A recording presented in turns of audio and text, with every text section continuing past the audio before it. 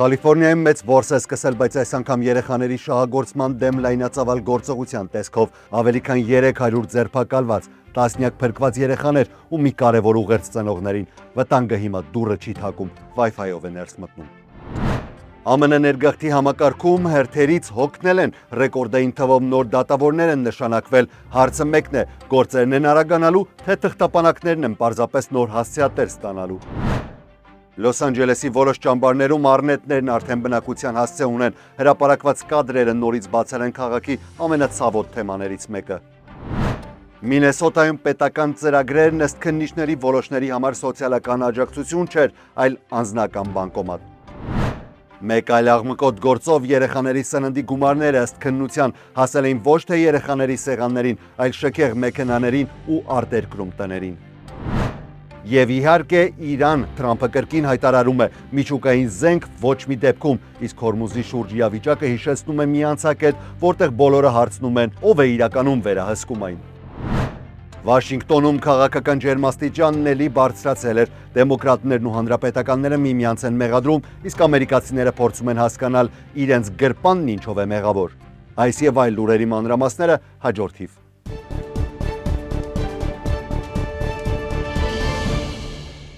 ԱՄՆ գլխավոր լուրերի ցուցադրման հովանավորն է Վիվալդի Քեթրինգը։ Վիվալդի Քեթրինգ բազմազան փաթեթներից առաջատար ընտրությունը։ Փաթեթ ընտանեկան 5-ից 6 անձի համար, ընդամենը $150 plus tax։ Ընտանեկան եւ մեծ հավաքույթների համար հատուկ փաթեթ 10-ից 12 անձի համար, ընդամենը $300 plus tax։ Վիվալդի լանչ փաթեթ 10-ից 12 անձի համար, ընդամենը $150 plus tax։ Ընտրեք ձեր ճաշակին համապատասխան կոմբոն։ Վիվալդի Քեթրինգ, համի, որակի եւ առատության առաջատարը։ Արմեզիայի YouTube-յան ալիքում ԱՄՆ գլխավոր լուրերն են, ես Հարություն Մինասյանն եմ, բարև ձեզ, եւ ավանդույթի համաձայն սկզբում շնորհակալություն հայտնեմ բոլոր նրանց, ովքեր որ մշտապես մեզ աջակցում են։ Իսկ եթե առաջին անգամ եք դիտում, ապա խորհուրդ կտամ անպայման բաժանորդագրվել ալիքին։ Կանխավ շնորհակալություն։ Հարավային Կալիֆորնիայում իրավապահներն իրականացրել են վերջին տարիների ամենալայնածավալ գործողություններից մեկը երեխաների շահագործման դեմ պայքարի շրջանակում։ Գործողության ընթացքում ձերբակալվել է ավելի քան 300 կասկածյալ, իսկ 40 երեխա փրկվել է հնարավոր բռնություններից եւ շահագործումից։ Գործողությունը տևել է ամիսներ եւ ընդգրկել է Հարավային Կալիֆորնիայի 5 շրջան՝ Լոս Անջելես, Օրինջ, Սան Բեռնարդինո, Սանտա Բարբարա եւ Վենտուրա շրջանները։ Հազարավոր մասնագետներ եւ քննիչներ ամբողջ երկրից միավորվել էին ինտերնետային հանցագործություններ երեխաների դեմ հատուկ աշխատանքային խմբում։ Ապրիլի 19-ից մինչև մայիսի 3-ը իրավապահներն իրականացրել են ավելի քան 300 խուզարկություն, թիրախավորելով երեխաների նկատմամբ ծանր հանցագործությունների մեջ կասկածվող անձանց։ Լոս Անջելեսի ոստիկանապետ Ջիմ Մակդոնալդը հայտարարել է, որ ձերբակալվել է 341 անձ։ Մեղադրանքների ցանկը չափազանց ծանր է։ Դրանց թվում են երեխաների նկատմամբ սեռական բռնության նյութերի արտադրություն, պահում եւ տարածում, անչափահասների հետ անպարկեշտ գործողություններ, անչափահասների հետ կապ հաստատելու կամ հանդիպելու փորձեր, մարդկանց թրաֆիկինգ, ինչպես նաեւ նախկինում դատապարտված սեռական հանցագործների կողմից օրենքի խախտումներ։ Պաշտոնյաները նշում են, որ այսօր երեխաների մեծ մասը վտանգների չի հանդիպում փողոցում կամ այգիներում, վտանգը տեղափոխվել է հեռախոսի էկրանից ներս։ Դատախազության ներկայացուցիչ Բիլի Սայլին ուղիղ դիմել է ծնողներին, հայտարարելով. Ծնողներն առաջին պաշտպանական գիծն են։ Երեխաներն այսօր վտանգավոր մարդկանց չեն հանդիպում փողոցում, նրանք նրանց հանդիպում են ինտերնետում։ Իրավապանները կրկին կոչ են արել ծնողներին վերահսկել երեխաների առցանց ակտիվությունը եւ ուշադրություն դարձնել, թե ում հետ են նրանք շփվում սոցիալական հարթակներում։ Ներգաղթի համակարգում խոշոր փոփոխություններ են տեղի ունենում։ Ներգաղթի վերահսկման գործադիր գրասենյակը EOIR-ը հայտարարել է ներգաղթի 77 դատավորի եւ եւս 5 ժամանակավոր դատավորի պաշտոնավարման մեկնարկի մասին։ Սա կառույցի պատմության ամենամեծ միանավակ նշանակումն է։ Այս նշանակումներից հետո Միացյալ Նահանգներում ներգաղթի դատավորների ընդհանուր թիվը մոտենում է 700-ի։ Երկնակալության պաշտոնական արարողությունը տեղի է ունեցել Վաշինգտոնում գտնվող Արդարադատության նախարարության գլխավոր դահլիճում։ Պաշտոնական տվյալներով 2025 թվականի հունվարի 20-ից հետո ներգաղթի դատարանները ավարտել են ավելի քան 1,80,000 գործի քննություն, իսկ ներգաղթի դատարաններում կուտակված գործերի թիվը կրճատվել է ավելի քան 447,000-ով, մոտ 4 միլիոնից իջնելով մինչև 3,53 միլիոնի։ Պաշտոնյաները սա արդեն անվանում են ներգաղթի դատարանների պատմության գործերի ամենամեծ կրճատումը։ Նորանշանակ բոլոր դատավորները կանցնեն նույն խիստ մասնագիտական պատրաստման ծրագիրը, իսկ նրանց կենսագրական տվյալներն ու նշանակման վայրերը հրապարակվելու են EOIR-ի պաշտոնական կայքում։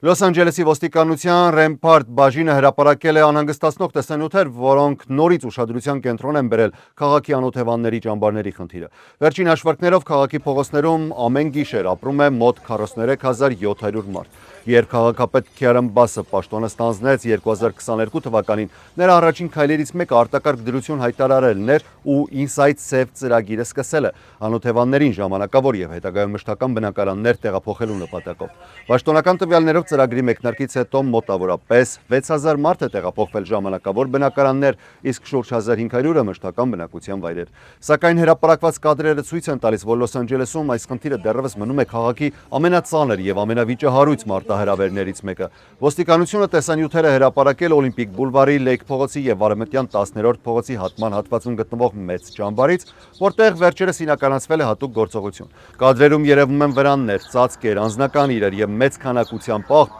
որոնք ամբողջությամբ փակել էին մայթը։ Սակայն ամենաշոկային տեսարանը բազմաթիվ առնետների ներկայությունն էր, որոնք ազատ վազվզում էին ճամբարում եւ սնվում աղբով։ Ոստիկանության տվյալներով իրավիճակն այնքան վատ էր, որ մայթերն ամբողջությամբ անանցանելի էին դարձել, հատկապես հաշմանդամություն ունեցող քաղաքացիների համար։ Գործողության ընթացքում իրավապահները կատարել են մի շարք ձերբակալություններ, ինչպես ծանր հանցագործությունների, այնպես էլ մանր իրավախախտումների գործերով։ Մինեսոտան կրկին հայտնվել է Միացյալ Նահանգների ամենախոշոր ֆինանսական սկանդալներից մեկի կենտրոնում։ Այս անգամ խոսքը սովորական փողերի յուրացման մասին չէ։ Դաշնային իշխանությունները հայտարարել են, որ բացահայտել են լայնածավալ խարդախ ցանց, որը նրանց տարիներ շարունակ պետական սոցիալական եւ առողջապահական ծրագրերը վերածել էր բառացիորեն անձնական բանկոմատի։ Արտարադատության նախարարությունը հայտարարել է 15 անձի դեմ մեղադրանքների մասին, որոնց գործերով ընդհանուր վնասը գնահատվում է ավելի քան 90 միլիոն դոլար։ Պաշտոնյաները նշել են, որ սա դեռ սկիզբն է, եւ թվերը իսկապես ցնցող են։ Օրինակ, անօթևաններին բնակարան գտնելու եւ պահելու համար ստեղծված Housing Stabilization ծրագիրը 2020 թվականին պետք է արժանար ընդամենը 2.5 միլիոն դոլար։ Սակայն մի քանի տարվա ընթացքում ծախսերը հասել են ավելի քան 104 միլիոն դոլարի։ Իշխանությունները պնդում են, որ այդ գումարների զգալի մասը կապված է կեղծ պահանջների եւ խարդախ սխեմաների հետ։ Արդյունքում ծրագիրը փակվել է եւ այսօր այդ ծառայություններից օգտվող խոցելի մարդիկ այլևս չեն կարողանում ստանալ նույն աջակցությունը։ Բայց ամենահուզիչ եւ աղմկահարույց մասը վերաբերում է աուտիզմի ծրագրին։ Ըստ քննիչների, որոշ անձինք ծնողներին գումար են առաջարկել, երեխաներին տվել են կեղծ ախտորոշումներ, հետո պետությունից գումար են ստացել ծառայությունների դիմաց, որոնք իրականում երբեք չեն իրականացվել եւ դրա կարիքը չի էլ եղել։ Պաշտոնյաների խոսքով երեխաների առողջական խնդիրները դարձրել էին բիզնես սխեմաների գործիք։ Առողջապահության նախարար Ռոբերտ Քենեդի կրծերը այս դեպքն անվանել է ԱՄՆ պատմության ամենամեծ աուտիզմային խարդախության բացահայտումը։ Նրա խոսքով սա պարզապես ֆինանսական խախտում չէ։ Նրա ձևակերպմամբ դա համակարգված գողություն էր ամենախոցելի երեխաներից ու ընտանիքներից։ Կառավարությունն արդեն հետաձգել է Մինեսոտայի նախատեսված 350 միլիոն դոլարի փոխանցումը, մինչև ստուգումները ավարտվեն։ Նմանատիպ խնդիրների պատճառով Կալիֆոռնիայում եւս կասեցվել է ավելի քան 1.34 միլիարդ դոլարի փոխանցումը։ Դաշնային պաշտոնյաները հայտարարել են նաև, որ սա ընդամենը առաջին ալիքն է, հատուկ նոր խմբեր են ստեղծվում ամբողջ երկրում առողջապահական խարդախությունների դեմ պայքարելու համար։ Ու եթե հավատանք ասուլիսում հնչած հայտարարություններին, Մինեսոտայի պատմությունը կարող է միայն սկիզբը լինել այսբերգի ու շատ ավելի մեծ բացահայտումների տանի։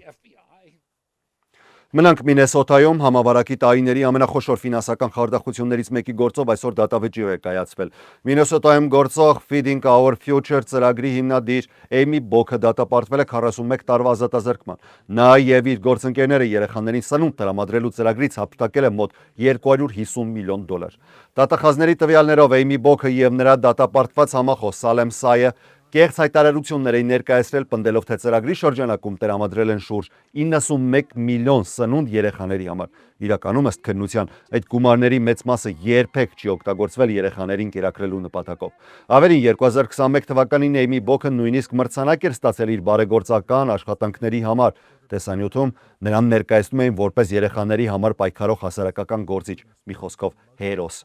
Սակայն քննության ընթացքում բացահայտվել է բոլորովին այլ պատկեր։ Քննիչների խոսքով միլիոնավոր դոլարները ծախսվել են շքեղ ապրելակերպի վրա, թանկարժեք ավտոմեքենաների, դիզայներական պայուսակների եւ աշխարհի տարբեր երկրներում անշարժ գույք գնելու համար։ 45-ամյա Բոքը բացի 41 տարվա ազատազրկումից պարտավոր է վերադարձնել ավելի քան 5.2 միլիոն դոլար։ Դատավճռից հետո ամենահիասթափեցնողն էր։ Բոքը փորձել է մեղադրանքի մի մասը ուղղել պետական մարմինների հասցեին։ Նա հայտարարել է, թե Մինեսոտայի նահանգային պաշտոնյաները, ներառյալ նահանգապետի գրասենյակը եւ գլխավոր դատախազ Քիթ Էլիսոնի թիմը տեղեկացված էին գործընթացների մասին։ Նա նշել է, որ բոլոր վճարումները հաստատվել են հենց պետական կառույցների կողմից եւ այժմ բոլոր մեղադրանքները միայն իր վրա բարթելը արդար չէ։ Մինչ այս պահը գործի շրջանակում մեղադրանք է առաջադրվել 79 անձի, իսկ ավելի քան 60 մարդ արդեն դատապարտվել է։ Այս գործը Միացյալ Նահանգներում անվանում են համավարակի տարիների ամենախոշոր սննդային խարդախություններից մեկը, որտեղ երեխաների անունով նախատեսված օգնությունը ըստ քննիչների վերածվել էր հսկայական ֆինանսական մեքենայի։ Խարդախությունների թեմաներից անցնենք մի փոքր ավելի լուրջ քաղաքական թեմաների, իհարկե Իրան։ Նախագահ Դոնալդ Թրամփը հերթական անգամ կոշտ հայտարարություններով է հանդես եկել Իրանի թեմայով, միաժամանակ խոսելով միջուկային ծրագրի, Հորմուզի նեղուցի վերահսկողության եւ շարունակվող բանակցությունների մասին։ Սակայն այս անգամ իրավիճակը ավելի բարդ է, քանի որ մի կողմից շարունակվում են խաղաղության առաջարկների քննարկումները, մյուս կողմից հնչում են նոր ռազմական հայտարարություններ։ Լրագրողների հարցին արդյոք Իրանին կթույլատրվի պահել բարձր հարստացված ուրանը, Թրամփը պատասխանել է կտրուկ. Ոչ։ Նրա խոսքով Միացյալ Նահանգները թույլ չի տա, որ Իրանը շարունակի վերահսկել այդ պաշարները։ Նախագահը նաև ակնարկել է, որ եթե բանակցությունները արդյունք չտան, կարող են կիրառվել ավելի խիստ տարբերակներ։ Թրամփը կրկին հայտարարել է, որ Իրանը երբեք չի ունենա միջուկային զենք, նշելով, որ հակառակ դեպքում վտանգը կարող է դուրս գալ Մերձավոր Արևելքի սահմաններից։ Միաժամանակ նախագահը պնդել է, որ Միացյալ Նահանգները շարունակում է լիարժեք վերահսկել Հորմուզի նեղուցը, հայտարարելով, որ այնտեղ իրականացվող ամերիկյան շրջափակումը 100% արդյունավետ է։ Նա ընդգծել է, որ Հորմուզը պետք է մնա ազատ միջազգային ջրային ուղի եւ չի վերածվի վճարովի անցակետի։ Սակայն Իրանի փոխարտգործնախարար Քազեմ Ղարիբաբադին այլ դիրքորոշում է ներկայացնել, պնդելով, որ տարածաշրջանի պատերազմից հետո ստեղծվել են նոր պայմաններ եւ Իրանի իրավունք ունի վերանայել նեղուցի անցման կանոնները, անվտանգության նկատառումներից ելնելով իհարկե։ Մինչ լարված հայտարարությունները շարունակվում են, Իրանի պետական լրատվամիջոցները հայտնում են, որ Թեհրանը դեռևս ուսումնասիրում է Միացյալ Նահանգների խաղաղության նոր առաջարկը, իսկ նախագահ Դոնալդ Թրամփը ասել է, որ պատրաստ է մի քանի օր սպասել Իրանի պատասխանին։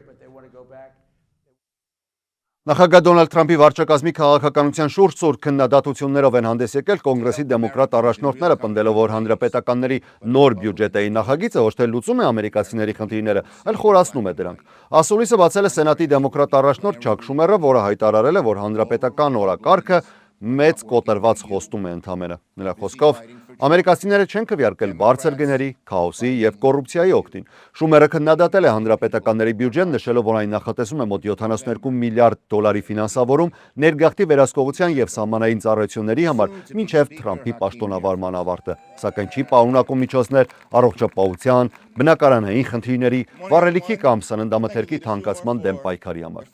Այնուհետև ելույթ է ունեցել ներկայացուցիչների պալատի դեմոկրատ առաջնորդ Հաքիմ Ջեֆրիսը, որը հայտարարել է, որ Միացյալ Նահանգներում կյանքի արժեքը դուրս է եկել վերահսկողությունից։ Նրա խոսքով բնակարանները, կոմունալ վճարները, առողջապահությունն ու մթերքները դարձել են չափազանց թանկ եւ դա ուղղակի հետևանք է Թրամփի ու հանրապետականների քաղաքականության։ Ասուլիսի ամբողջ ընթացքում դեմոկրատները փորձել են ներկայացնել իրենց հիմնական ուղերձը, պնդելով, որ տնտեսական բեռը, ներգաղթային քաղաքականությունը եւ սոցիալական խնդիրները դարձել են առաջիկա քաղաքական պայքարի գլխավոր թեմաները։